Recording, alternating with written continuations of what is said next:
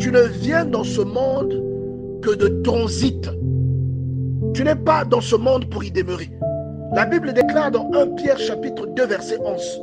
Bien-aimés, je vous exhorte comme des étrangers et des voyageurs sur la terre. Comme des étrangers.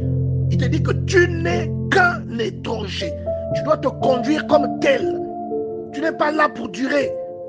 Combien parmi nous prennent le temps de faire le bilan de ce que vous avez été, de ce que vous avez représenté pendant la journée, de ce que vous avez représenté pendant cette semaine?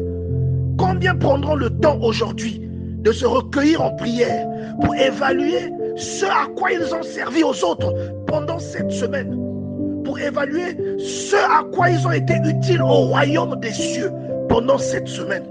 Qui pendant sa vie est tout le temps en train de regarder vers le ciel pour dire qu'il y a quelqu'un qui m'observe? Qui parmi nous est en train de regarder constamment vers le Seigneur, en train de regarder constamment à l'intérieur de son cœur pour voir s'il marche correctement selon les préceptes divins, s'il marche correctement selon les recommandations de Dieu, s'il est utile au royaume, si c'est un arbre qui porte du fruit? Faire les veillées de prière, c'est bien. Aller célébrer Dieu en chantant beaucoup, c'est bien. Mais aimer l'autre, c'est mieux. Craindre Dieu, c'est mieux. Mener une vie de sanctification, c'est mieux. Évaluer ses actions et vivre comme un pèlerin dans ce monde, c'est encore 1000 fois mieux. Au verset 12, Moïse dit: enseigne-nous à bien compter nos jours, afin que nous appliquions notre cœur à la sagesse. Celui qui prend la peine de se regarder dans le miroir, celui-là prend aussi le soin de se corriger. Le miroir, c'est la parole de Dieu. C'est ce que la Bible déclare dans le livre de Jacques. Le miroir, c'est la parole de Dieu. Votre miroir qui vous permet de regarder à quoi vous ressemblez, c'est la parole de Dieu. J'aimerais que tu fasses toi-même le bilan des actions que tu as menées.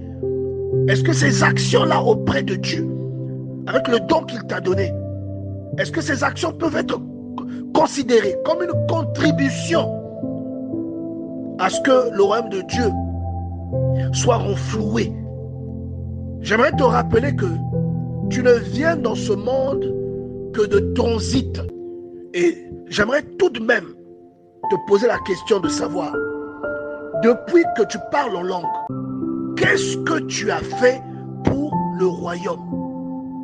Je répète, depuis que tu pries beaucoup, qu'est-ce que tu as fait pour le royaume?